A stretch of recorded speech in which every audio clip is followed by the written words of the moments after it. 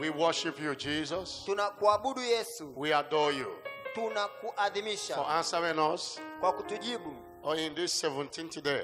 katika siku hii ya 17. We thank you. Tunakushukuru. We give you all the glory. Tunakupa utukufu wote. Somebody, I want to hear you thanking God. Nataka nikikusikia ukimshukuru Mungu.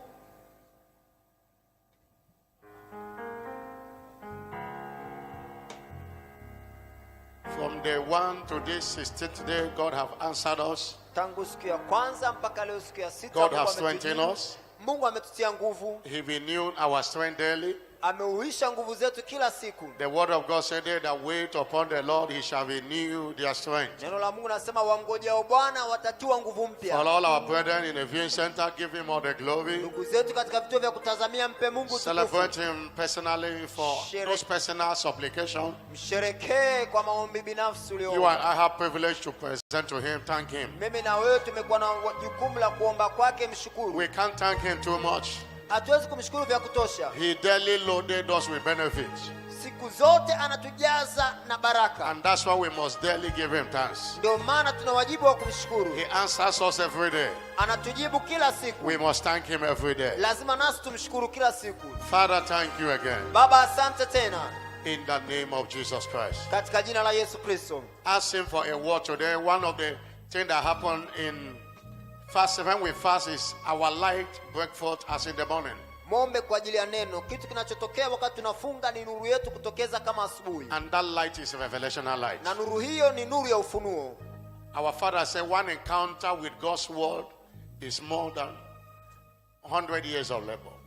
Baba yetu anasema kwamba kukutana na neno la Mungu mara moja kuna tosha zaidi kuliko nguvu zako binafsi. One encounter with God's word can bring favor that is much more than 100 years of labor. Kukutana na neno kunaweza kukupa neema zaidi sana kuliko nguvu zako za kazi kwa miaka 100. Every word you encounter has the potential to produce a miracle for you. Kila neno unalokutana nalo lina uwezesho wa kukupatia muujiza kwako. Lord, give me an encounter with your word this hour. Mungu, nipe kukutana na neno lako wakati huu. Open your mouth and pray. Fungua kinywa chako na uombe. The Bible said the Lord sent the word unto Jacob. Mungu alimtumia neno and the word lighted the whole Israel. Na neno hilo likaiangazia Israeli nzima. The entrance of thy word giveth light and understanding to the simple. Kuingia kwa neno uleta nuru na kumfahamisha mjinga. And light is a solution to darkness. Na nuru ndio jawabu dhidi ya giza. You need light.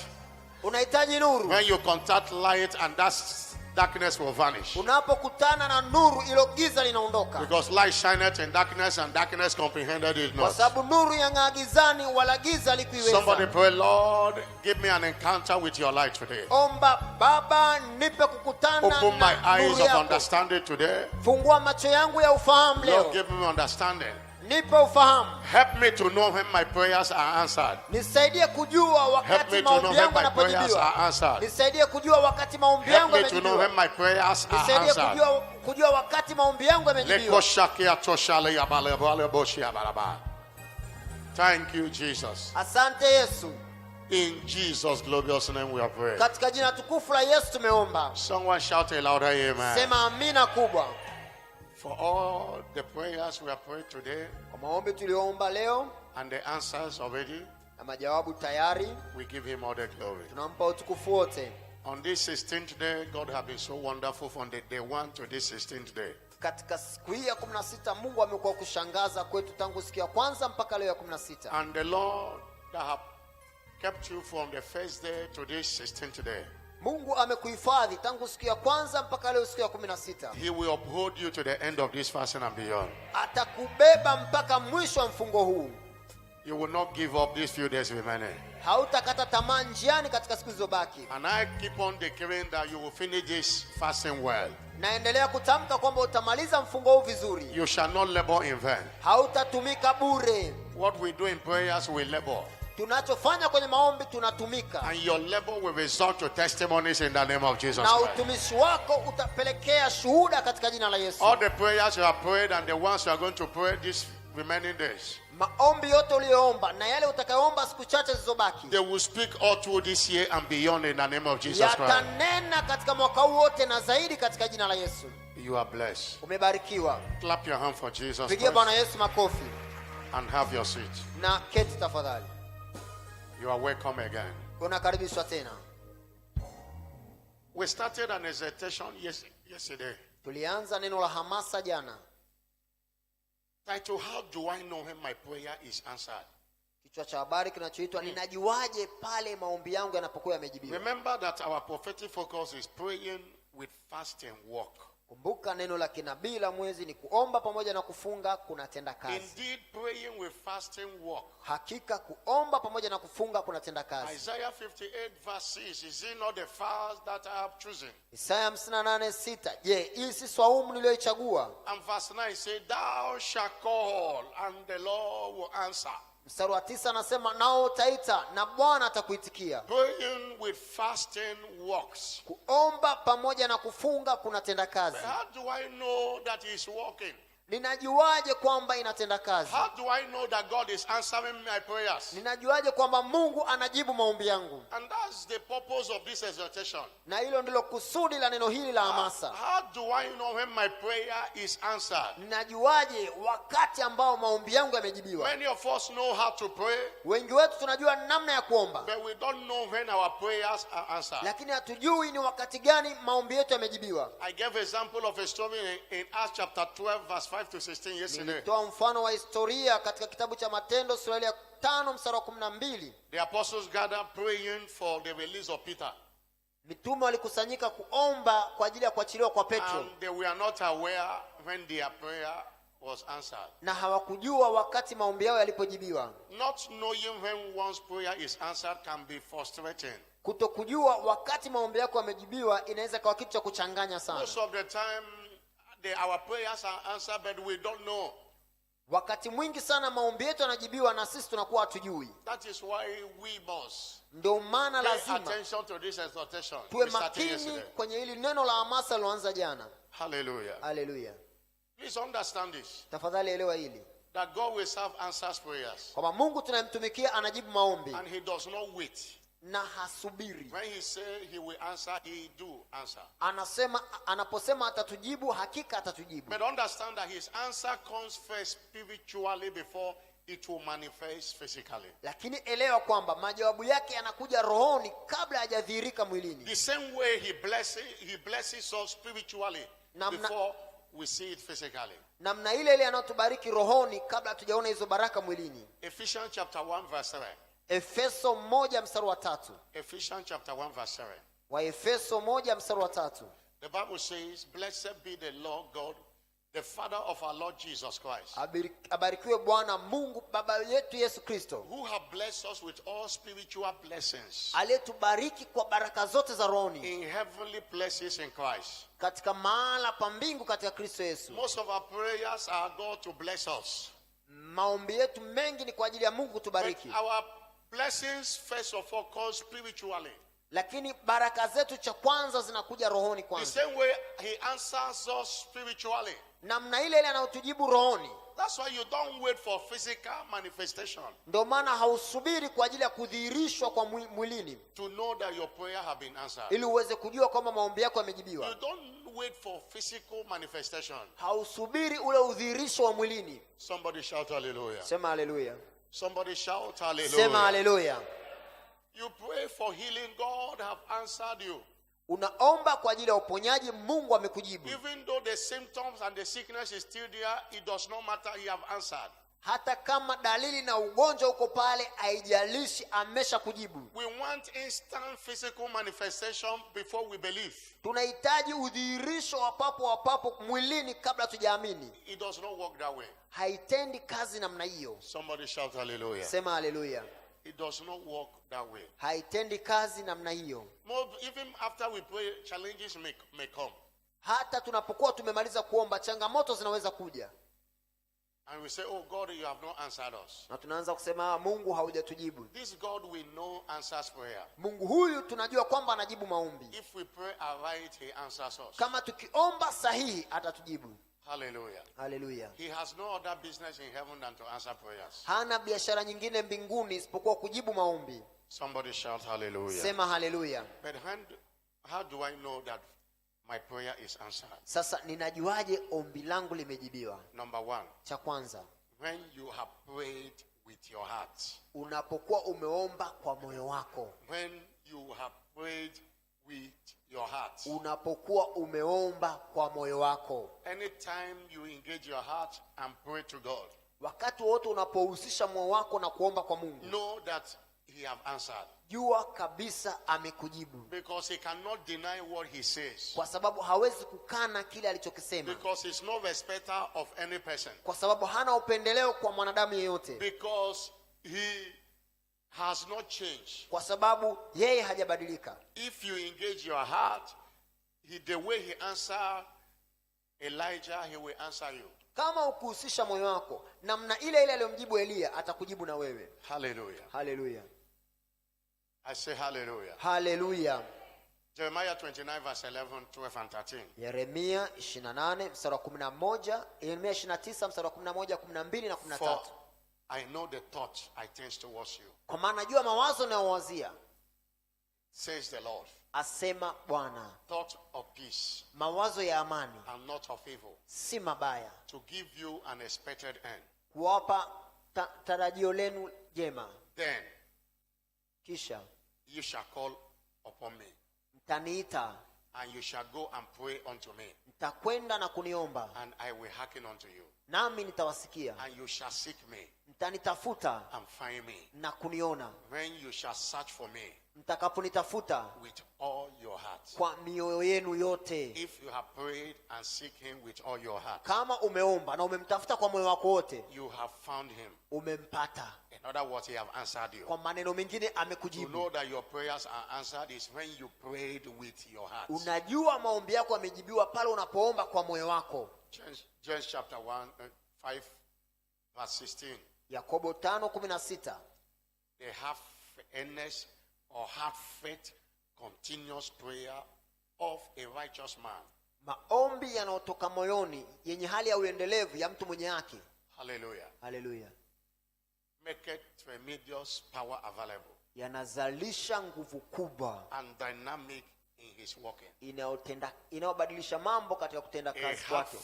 Prayer. Maombi yanayotoka moyoni. The heartfelt prayer of the righteous. Maombi yanayotoka moyoni ya mwenye haki. Is answered by God. Yanajibiwa na Mungu. You know that he is answered when you engage your heart. Unajua kwamba amekujibu pale unapohusisha moyo wako. Somebody shout hallelujah. Sema hallelujah.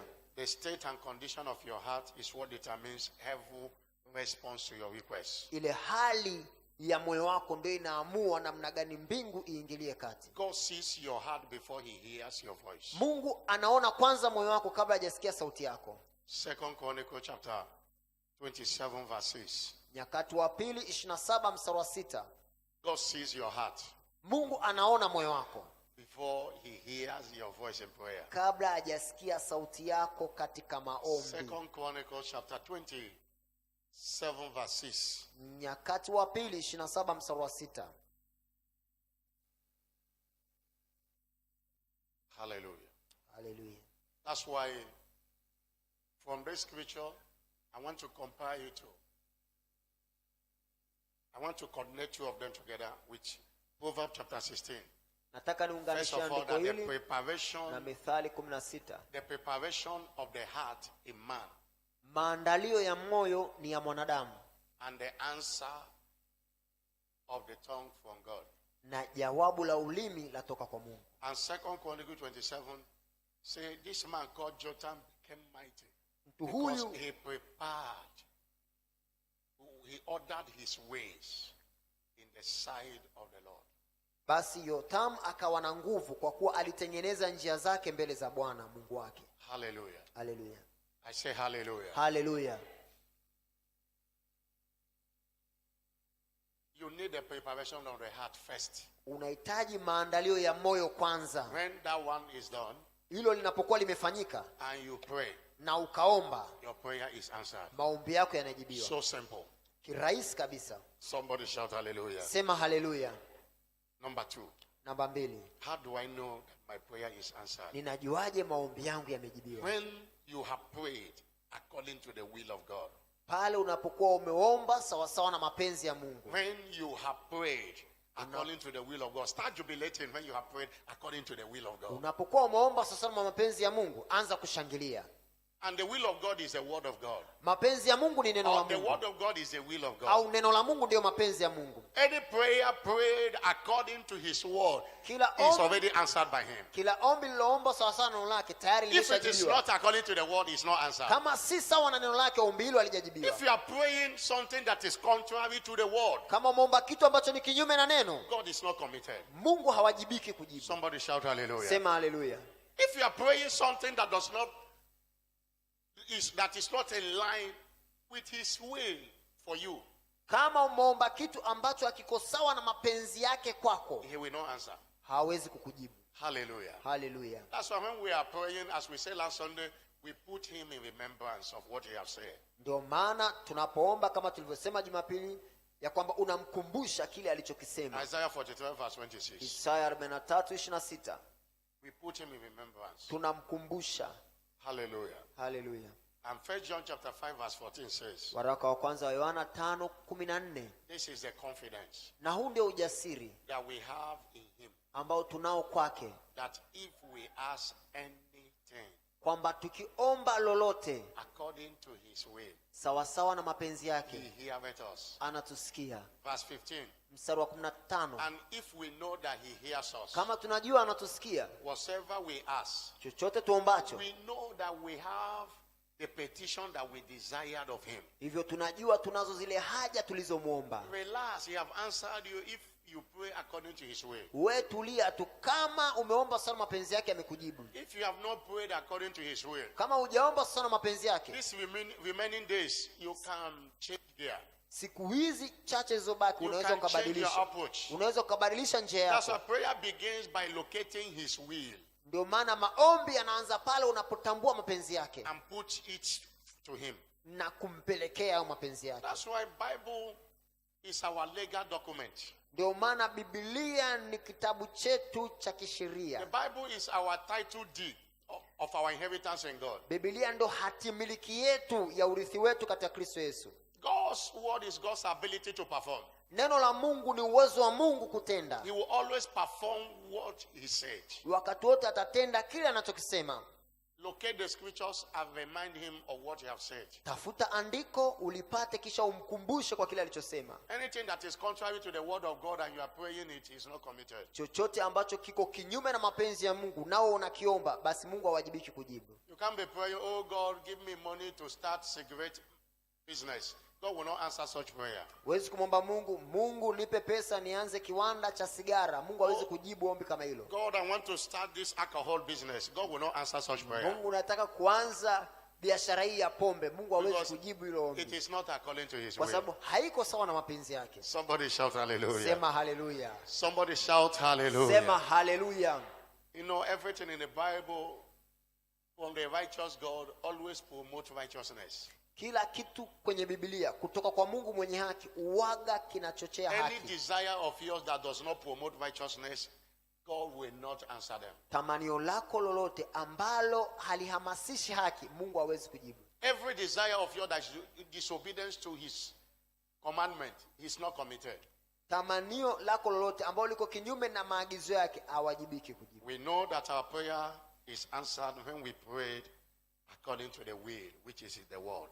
Tunajua kwamba maombi yetu yanajibiwa pale tunapoomba sawa mapenzi yake ambayo ndio neno lake. How do I know when my prayer is answered? Ninajuaje maombi yangu yamejibiwa? When you have prayed, number 3, when you have prayed in the name of Jesus. Namba 3, pale unapoomba kwa jina la Yesu. The name of Jesus commits God to answer us. Jina la Yesu linamshawishi Mungu The name kutujibu. of Jesus is a seal of answered prayers. Jina la Yesu ndio muhuri wa kupata majibu kwenye maombi. We are commanded to pray in the name of Jesus. Tumeagizwa kuomba kwa jina la Yesu. When we don't pray in his name, Tunapokuwa hatuombi kwa jina lake, we have told him that we don't obey him and his word. tunakuwa tumemwambia hatumtii yeye wala neno lake, And he's not committed to answer us. na hivyo hawajibiki kutujibu. John chapter 14 verse 12 Yohana 14:12 to 14.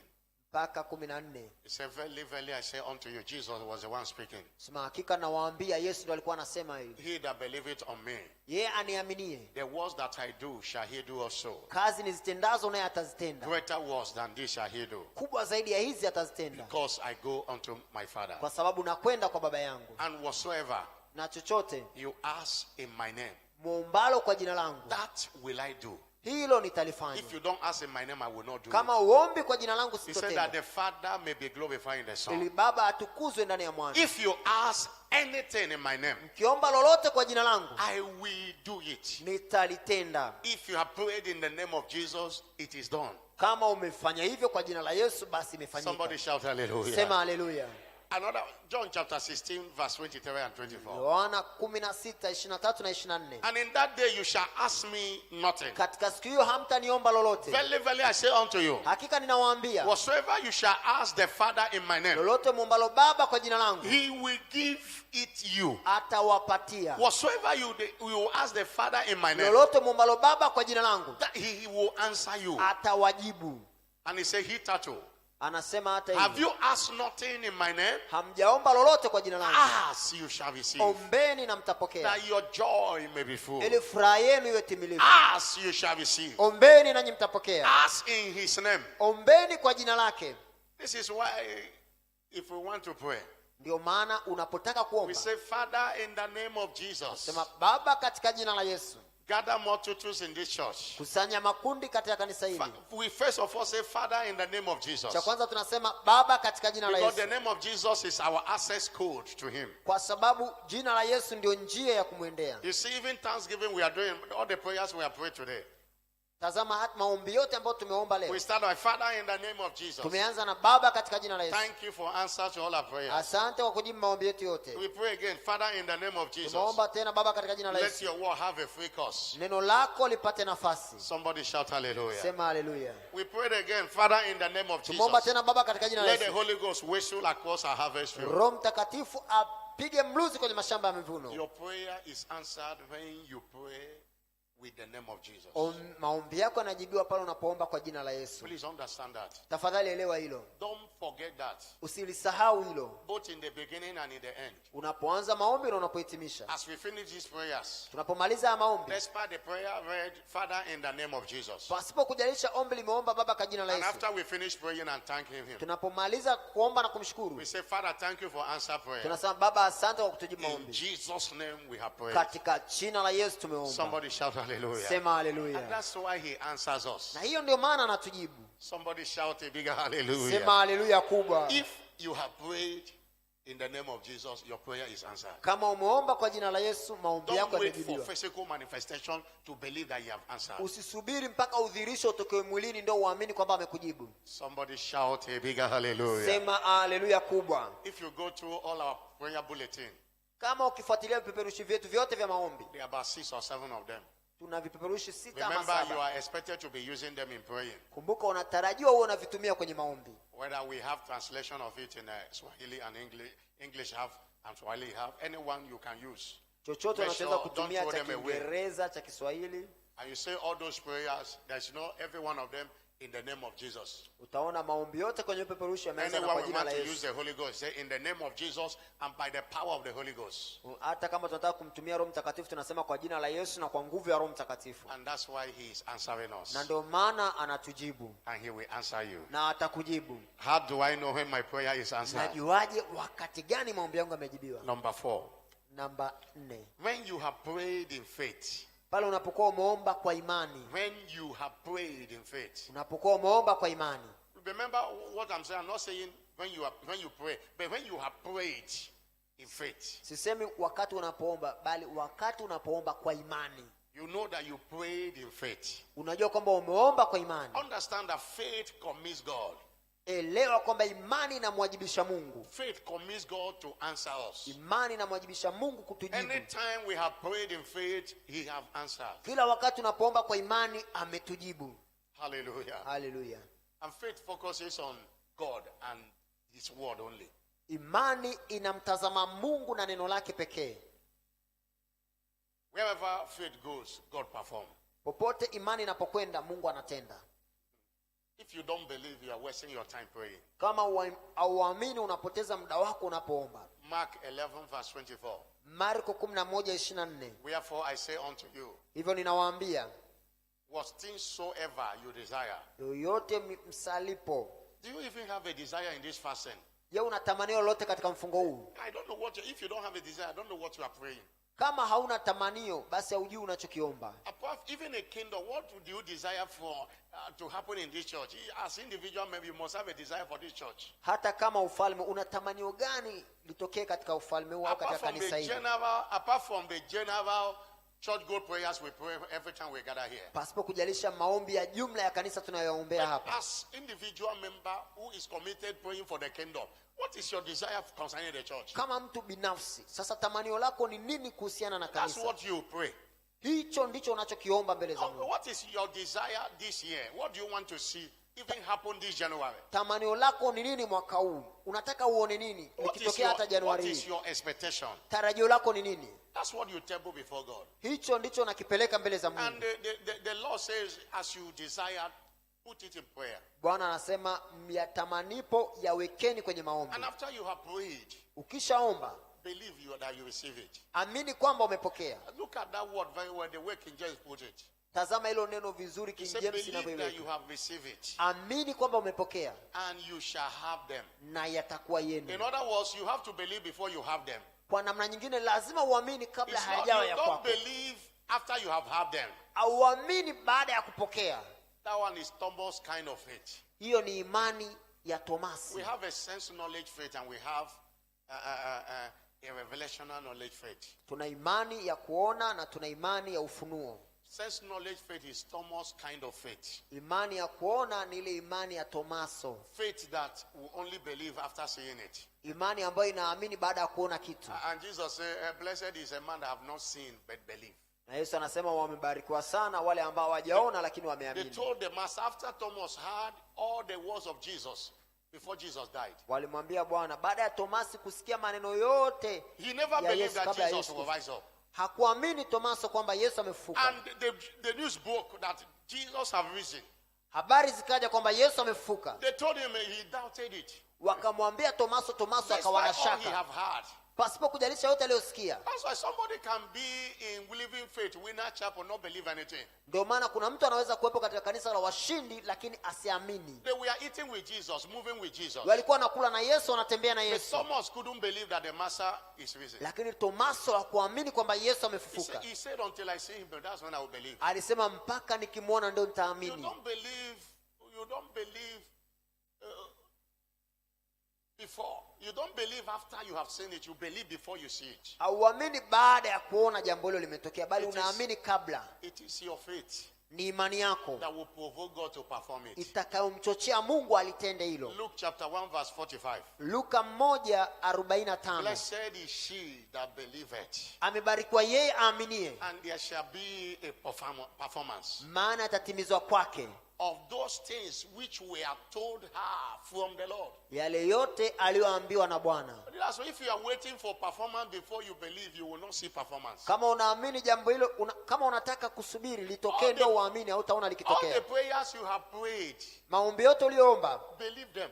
Yaamini. That's why it's important to have a prayer journal or a prayer paper where you write your prayers.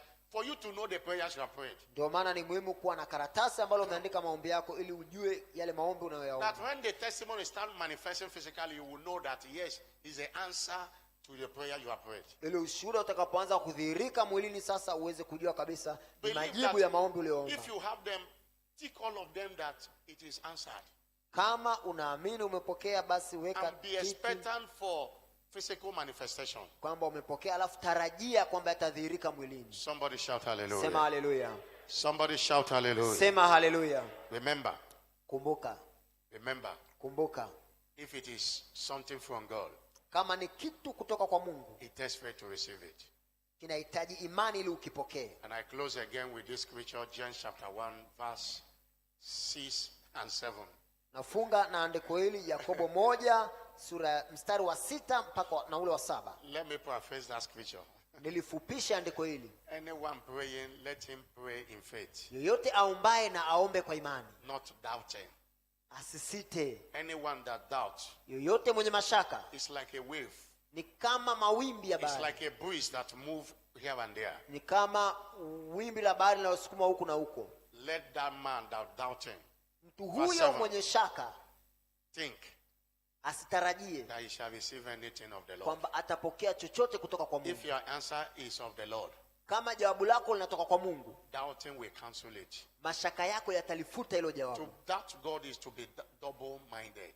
Kuwa na mashaka na Mungu na kuwa ni mtu wa njia mbili. And I have said it more than 2 times here. Nimesema zaidi ya mara 2 hapa. And I said it again to you. Na nasema tena kwenu. The worst thing that can happen to you. Kitu kibaya ambacho kinaweza kutokea kwako. Is to doubt your prayers. Ni kuwa na mashaka na maombi yako. Hear it again. Sikia tena. The worst thing that can happen to you. Kitu kibaya kinachoweza kutokea kwako. Is to doubt your prayers. Ni kuwa na mashaka na maombi yako. The worst thing that can happen to you. Kitu kibaya kinachoweza kutokea kwako. Is to doubt your prayers. Ni kuwa na mashaka na maombi yako. Rise up on your feet. Inuka kwa miguu yako. Rise up on your feet. Inuka kwa miguu yako. Maybe there is a form of doubt in your mind that God have not done it. Change that mentality. He already answered you. Labda kama una shaka ndani yako kwamba Mungu hajakujibu, badili huo mtazamo. Mungu ameshakujibu. Be expectant every day. Tafadhali uwe na matarajio kila siku. Somebody wave your hand and thank him. Punga mikono yako juu na Father, mshukuru Mungu. thank you. I can't doubt you. Baba, I believe nakushukuru. that every prayer I pray, make a declaration. I believe you have answered all my prayers. I believe you have answered all my prayers. I believe you have answered me. Oh, you said I call, you will answer. You have answered me. You have answered me. Lord, I express my faith in you. Lord, that I will have every one of them in my heart. I express my faith in you. Oh, yekeshulandalia baba baliando neboshia baba. Hala boaka shindelia baliando shia balaba. Obali boakatinde la kashianda la balia. Oh, shia kalia balabala bashondele balabo. Leande kiatushia katalia balabalabo. Le katushia kalando lianda la boakatunde la bo. Le yashua kiatia. Shekiando balabo shianda la balaba. Shobelande katolia balia bashula. Liando shia papaliando lekia shua liando kalo shiande la baliando shia leketuli katushi kalando ketushi ando maliando le bashalaba. Father, thank you. Baba, asante. Hallelujah to you. Hallelujah kwa jina lako. In Jesus' glorious name. Katika jina tukufu la Yesu. One reason we are praying is to make sure that there is no prince of Persia withholding our prayer. There's no activities of evil that will stop us. Sababu mojawapo tunayoomba ni kuhakikisha hakuna mfalme wa anga au shughuli za shetani zitakazotuzuia. And I want to tell you this, if you are stopped, you are the one that stopped yourself. Nataka nikwambie kama umezuiwa basi wewe mwenyewe ndio umejizuia. I want you to pray again today. Nataka uombe tena leo.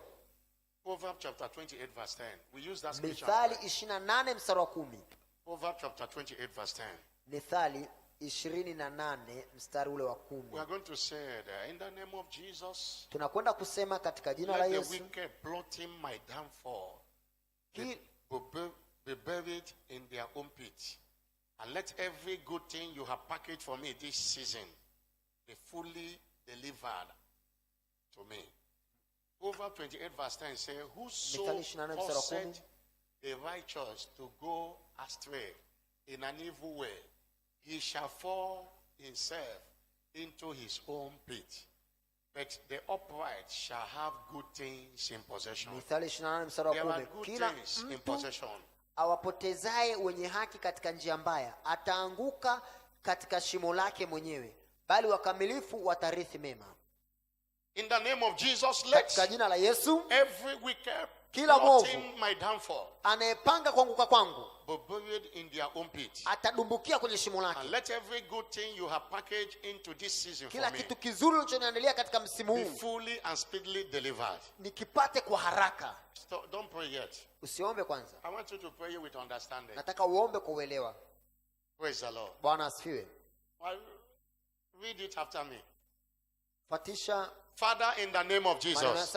Bwana katika jina la Yesu. Father, in the name of Jesus. Baba katika jina la Yesu. Let the wicked plotting my downfall, kila mwovu aliyepanga kuanguka kwangu, be buried in their own pit. Adumbukie kwenye shimo lake. And let every good thing na kila kitu kizuri you have packaged for me this year ulichoniandalia mwaka huu be fully and speedily delivered to me. Nikipate kwa haraka na kikamilifu. Open your mouth and begin to pray. Fungua kinywa chako sasa na every uombe. wicked plotting my downfall, kila mwovu aliyepanga kuanguka kwangu, buried in their own pit. Adumbukie katika shimo lake. Lord, and let every good thing you have packaged for me this year be fully delivered. Somebody open your mouth and pray. The Bible says, whoso caused the righteous to go astray in an evil way, he shall fall in himself in his own pit. But the upright shall have good things in possession.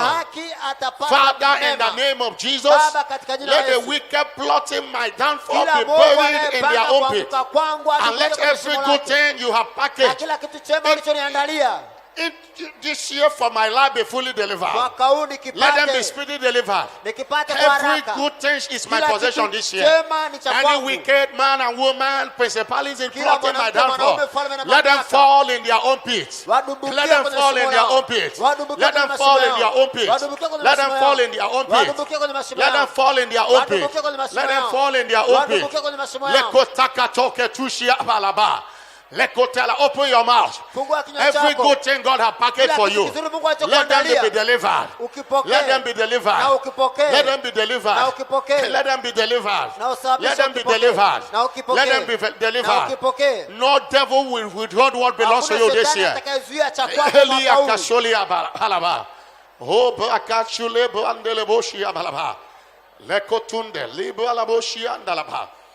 Leke toko tolobo shianda la balaba shalaba. Leko shia la bakatoshia kalabalaba. Obalanda katolia balaba. Open your mouth and begin to pray. Pray in the spirit, pray in the understanding. Any devil plotting your downfall, let them be buried in their own pits. Olia balabalaba. He that breaketh the edge, the serpent will buy. He that leads to captivity shall go unto captivity.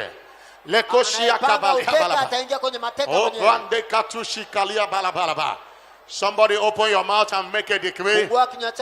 There is a time to pray, there is a time to make a decree. Make a decree now and God will confirm it. God that confirmed the word of his servant and performed the counsel of his messenger.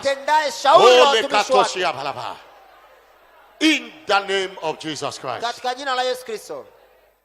Psalm 33 verse 10. Zaburi 33 mstari wa 10. We will pray again. Tutaomba tena. The Bible said the Lord bringeth the counsel of the heathen to naught.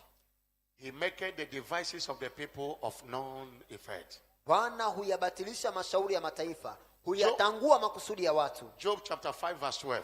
Ya Ayubu 5:12. He disappointed the devices of the crafty, ukatisha tamaa, so that their hand cannot perform their plan or their enterprise. Yao istimize mipango yao. I want you to say after me. Fatisha maneno haya. Father, in the name of Jesus, Baba katika jina la Yesu, disappoint the expectation of the wicked, katisha tamaa matarajio ya mwovu, devise against my life, njia mabaya waliopanga juu ya maisha yangu, for failure. Yasifanikiwe. Let those waiting for my failure, wale wanaongojea kuanguka kwangu, see my outstanding success this year, waone kuinuka kwangu na mafanikio yangu, to their disappointment, ili wakatishwe tamaa. Say it again. Father, in the name of Jesus, Baba katika jina la Yesu, disappoint the expectation of the wicked, katisha tamaa matarajio ya mwovu, that he devised against me, ili mashauri yake kinyume nami, for failure. Yasifanikiwe. Let those waiting for my failure, wale wanaongojea na kutarajia see my outstanding success this year, waone mafanikio yangu bora mwaka huu, to their own disappointment. ili wakapata kufedheshwa. Open your mouth and begin to pray. Fungua kinywa chako na uombe. He disappointed the devices of the crafty, huyabatilisha mashauri that ya their Mungu, hands shall not perform their ili enterprises. mikono yao yasitimize He mapenzi yao. disappointed the devices of the crafty, ukatisha tamaa that their mashauri ya hands shall not Mungu, perform their ili enterprises. mikono yao yasitimize mashauri The yao. Bible said the Lord bringeth the counsel of the heathen to naught. Mungu He yabatilisha maketh the mashauri ya devices Mungu, of the people of none effect. huyatangua makusudi ya Father, wanadamu. disappoint the expectation of the wicked, devise against my life, against the life of any member of this church. Anyone that desire to see our failure, anyone that desire to see us shed here this year, Father, they will be surprised to see our standing success. They will be surprised to see our new dawn testimonies. Let the plan of the devil against us, Lord, they are disappointed. Oh, you are the one that disappointed the devices of the crafty, that their hands shall not perform their enterprises. Somebody open your mouth and begin to pray. The expectation of the wicked shall perish. The expectation of the wicked over your life shall perish. The expectation of the wicked over your life shall perish. Anyone that sees that is waiting to hear a bad news concerning you will be surprised that it shall be good news upon good news. Anyone that desires to see you fall will see you rise. We see you share your testimonies. Hallelujah, to their own disappointment. They will be disappointed because God is going to do, oh Lord, what they thought it will not be possible in your life. What eyes have not seen, nor ears heard, oh, shall become the order of the day in your life this year. Oh,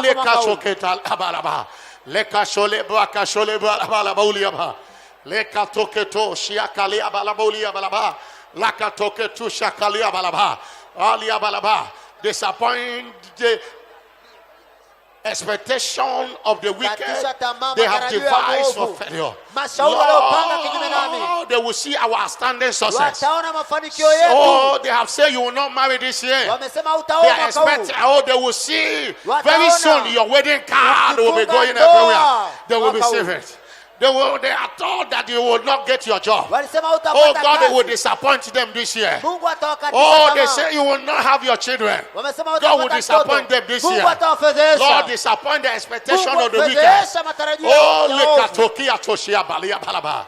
Lekotenda la brakatolo boshia balaba. Aliando shiaka. Lakateke tokotolo boshialaba.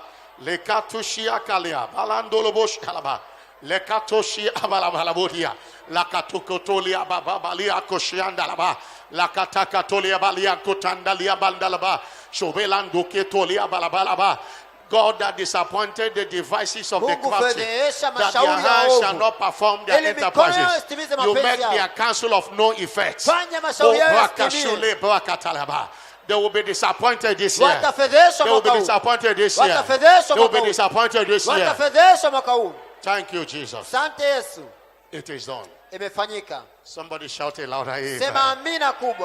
God will disappoint the devices of your enemy this year. They thought they will not see you smile. You'll be smiling all through the day. It is their desire not to see you married. You'll be married and they will be in attendance.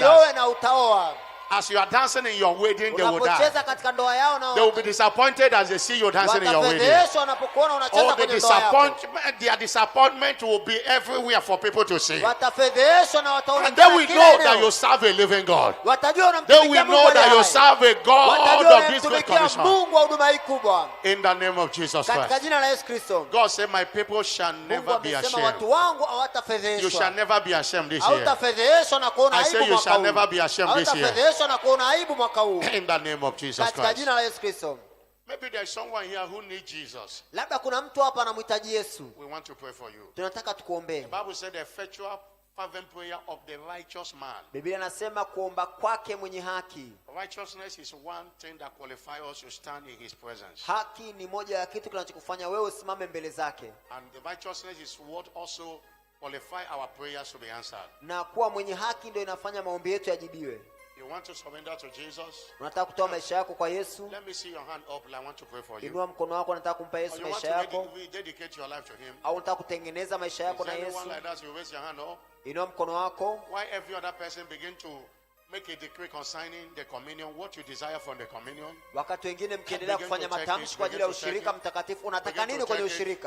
Fresh release of strength, fresh release of grace. Lord, healing and deliverance will take place in the name of Jesus Christ.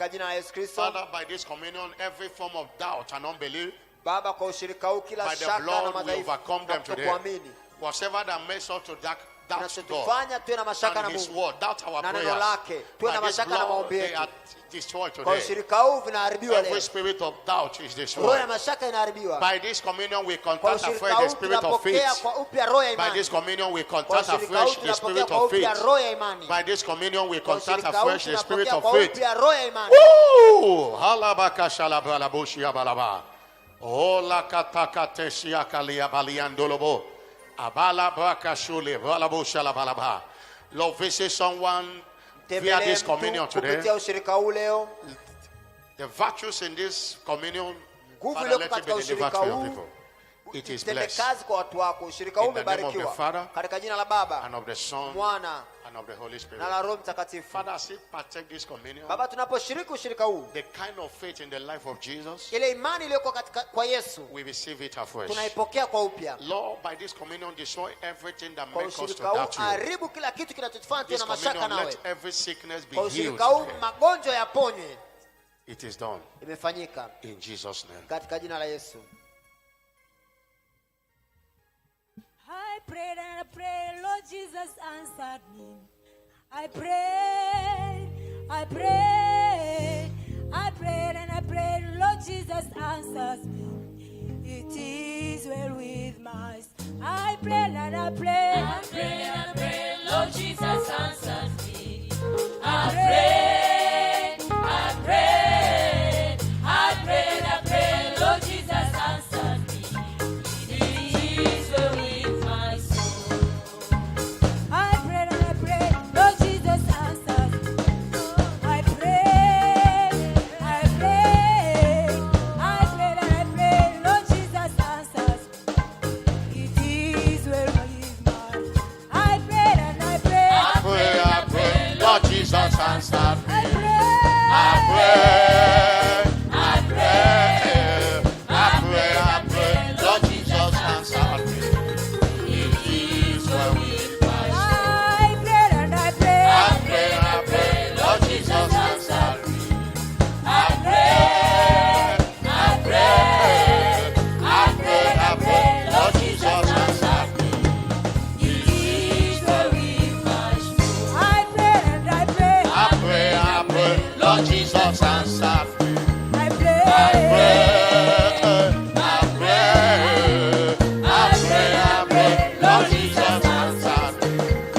It is well with my soul. I prayed and I prayed, I pray, Lord Jesus answered me. I prayed. Lord Jesus answered me. It is well with my soul. I prayed and I prayed, Lord Jesus answered me.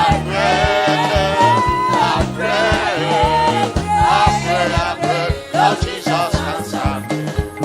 It is well with my soul. It is well It is well with my soul. with my soul. It is Well, it is well with my soul. Oh, it is well Oh, it is well with my soul. with my soul. It is well. It is well with my soul. Oh, it is well. It is well with my soul. my soul. Oh, it is well. It is well with my soul. I pray and I pray, Lord Jesus answered. I I pray, pray and I pray, Lord Jesus answered.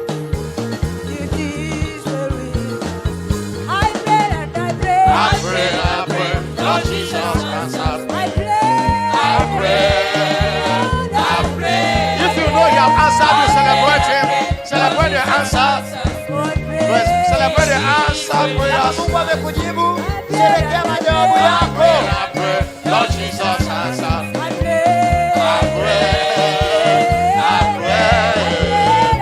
pray, Lord Jesus answered me. It is well with my soul.